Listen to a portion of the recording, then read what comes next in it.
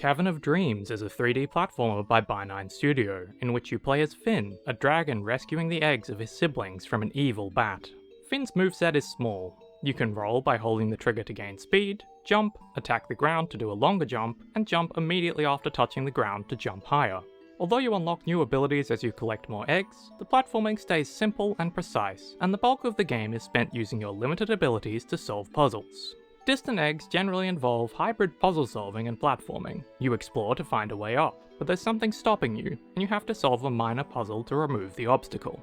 In general, these are easy but satisfying, because they require understanding your platforming abilities to overcome your low jump height, and using the nearby interactable parts of the level.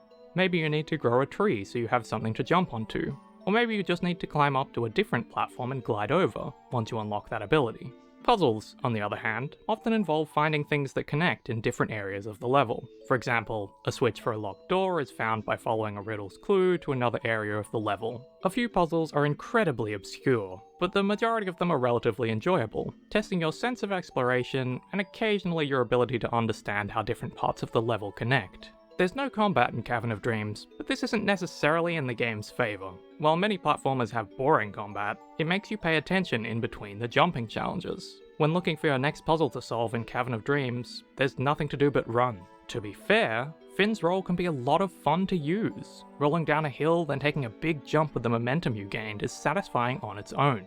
That said, going up slopes is painfully slow, and Finn's moveset is small, leaving you with little to mess around with other than rolling. The problem is that the platforming is overly punishing. There's no health system to speak of, so pits will instantly kill you, and other hazards bounce you unpredictably backwards, often into a pit. When you die, you're sent to the last door you exited, which can be all the way at the beginning of a level. Because the unlockable butt slam is the only way to gain height, you're best off halting all momentum and carefully taking each jump. The game has a bunch of narrow platforms above pits where you can lose minutes of progress, and when levels lean into that, it can be more tiresome than fun. The joyful elements of the platforming aren't encouraged, and instead the game feels more like a cautious puzzle platformer.